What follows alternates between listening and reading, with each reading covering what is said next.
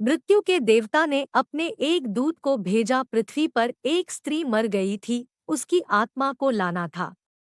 देवदूत आया, लेकिन चिंता में पड़ गया, क्योंकि तीन छोटी छोटी लड़कियां जुड़वा एक अभी भी उस मृत स्त्री के स्तन से लगी है।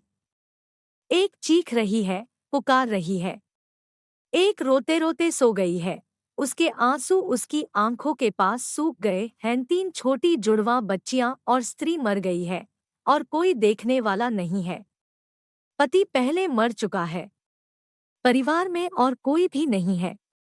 इन तीन छोटी बच्चियों का क्या होगा? उस देवदूत को यह ख्याल आ गया तो वह खाली हाथ वापस लौट गया। उसने जाकर अपने प्रधान को कहा कि मैं ना सका, मुझे क्षमा करे, लेकिन आपको स्थिति का पता ही नहीं है। तीन जुड़वा बच्चियां हैं, छोटी छोटी, दूध पीती। एक अभी मृत स्तन से लगी है, एक रोते रोते सो गई है, दूसरी अभी चीख पुकार रही है। हृदय मेरा ला न सका। क्या यह नहीं हो सकता कि इस स्त्री को कुछ दिन और जीवन के लिए दिए जाएं? कम से कम लड़कियां थोड़ी बड़ी हो जाएं, और कोई देखने वाला नहीं है। मृत्यु के देवता ने कहा, तो तू फिर समझदार हो गया, उससे ज्यादा, जिसकी मर्जी मौत होती है, जिसकी मर्जी से जीवन होता है। तो तूने पहला पाप कर दिया, और इसकी तुझे सजा मिलेगी। और सजा यह है कि तुझे पृथ्वी पर चले जाना पड़ेगा। और जब तक तू 3 बार न हंस लेगा अपनी मूर्खता पर, तब तक वापस न आ सकेगा। इसे थोड़ा समझना। 3 बार न हंस लेगा अपनी मूर्खता पर, क्योंकि दूसरे की मूर्खता पर तो अहंकार हंसता है। जब तुम अपनी मूर्खता पर हंसते हो तब अहंकार टूटता है। देवदूत को लगा नहीं।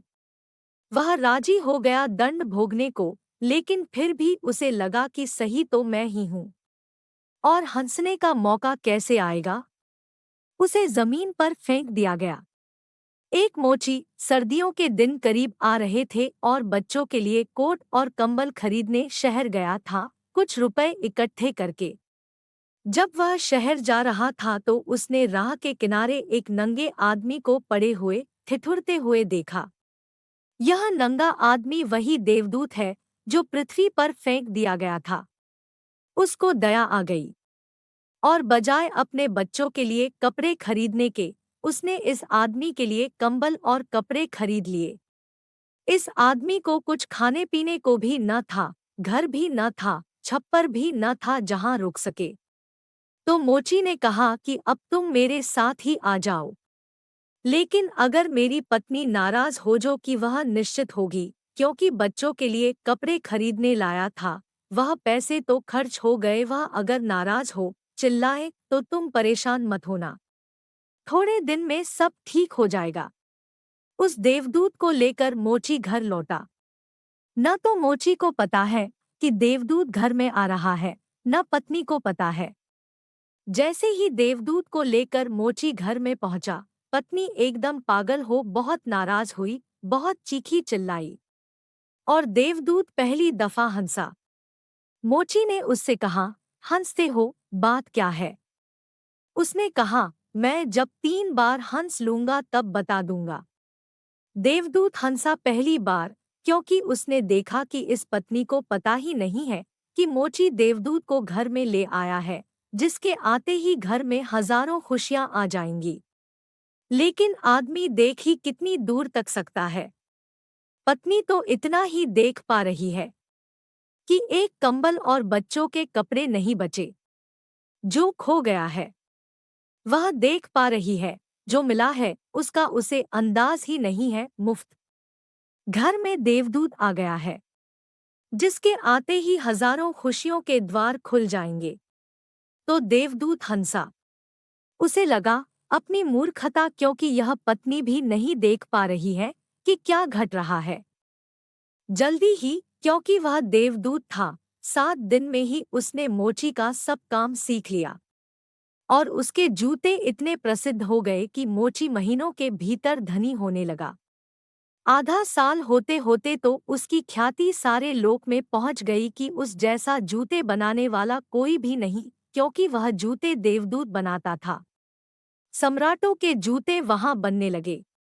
धन अपरंपार बरसने लगा। एक दिन सम्राट का आदमी आया और उसने कहा कि यह चमड़ा बहुत कीमती है, आसानी से मिलता नहीं, कोई भूल चूक नहीं करना। जूते ठीक इस तरह के बनने हैं और ध्यान रखना, जूते बनाने हैं, स्लीपर नहीं। क्योंकि रूस में जब कोई आदमी मर जाता है तब उसको स्लीपर पहनाकर मरघट तक ले जाते हैं। मोची ने भी देवदूत को कहा कि स्लीपर मत बना देना, जूते बनाने हैं, स्पष्ट आज्ञा है, और चमड़ा इतना ही है। अगर गड़बड़ हो गई तो हम मुसीबत में फंसेंगे। लेकिन फिर भी देवदूत ने स्लीपर ही बनाए। जब मोची ने देखे कि स्लीपर बने हैं तो वह क्रोध से आग बबूला हो गया। वह लकड़ी उठाकर उसको मारने को तैयार हो गया कि तू हमारी फांसी लगवा देगा, और तुझे बार बार कहा था कि स्लीपर बनाने ही नहीं है, फिर स्लीपर किस लिए? देवदूत फिर खिलखिलाकर हंसा। तभी आदमी सम्राट के घर से भागा हुआ आया। उसने कहा, जूते मत बनाना, स्लीपर बनाना, क्योंकि सम्राट की मृत्यु हो गई है। भविष्य अज्ञात है, सिवाय उसके और किसी को ज्ञात नहीं, और आदमी तो अतीत के आधार पर निर्णय लेता है। सम्राट जिंदा था तो जूते चाहिए थे, मर गया तो स्लीपर चाहिए। तब वह मोची उसके पैर पकड़कर माफी मांगने लगा कि मुझे माफ कर दे, मैंने तुझे मारा। पर उसने कहा, कोई हर्ज नहीं, मैं अपना दंड भोग रहा हूँ। लेकिन वह हंसा आज दोबारा। मोची ने फिर पूछा कि हंसी का कारण? उसने कहा कि जब मैं 3 बार हंस लूं। दोबारा हंसा इसलिए कि भविष्य हमें ज्ञात नहीं है, इसलिए हम आकांक्षाएं करते हैं जो कि व्यर्थ हैं। हम अभीप्साएं करते हैं जो कि कभी पूरी न होंगी।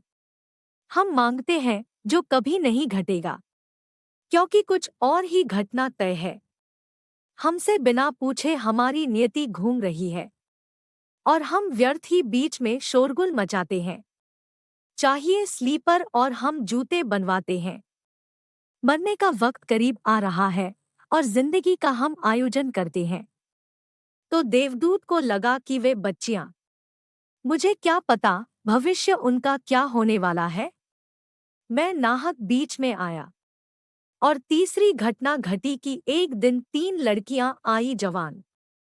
उन तीनों की शादी हो रही थी और उन तीनों ने जूतों के आर्डर दिए कि उनके लिए जूते बनाए जाएं। एक बूढ़ी महिला उनके साथ आई थी जो बड़ी धनी थी। देवदूत पहचान गया, ये वे ही 3 लड़कियां हैं जिनको वह मृत मां के पास छोड़ गया था और जिनकी वजह से वह दंड भोग रहा है। वे सब स्वस्थ है, सुंदर है। उसने पूछा कि क्या हुआ? यह बूढ़ी औरत कौन है? उस बूढ़ी औरत ने कहा कि ये मेरी पड़ोसिन की लड़कियां हैं। गरीब औरत थी, उसके शरीर में दूध भी न था, उसके पास पैसे लगते भी नहीं थे, और 3 बच्चे जुड़वां। वह इन्हीं को दूध पिलाते पिलाते मर गई। लेकिन मुझे दया आ गई, मेरे कोई बच्चे नहीं हैं और मैंने इन तीनों बच्चियों को पाल लिया। अगर माँ जिंदा रहती तो ये तीनों बच्चियां गरीबी, भूख और दीनता और दरिद्रता में बड़ी होती।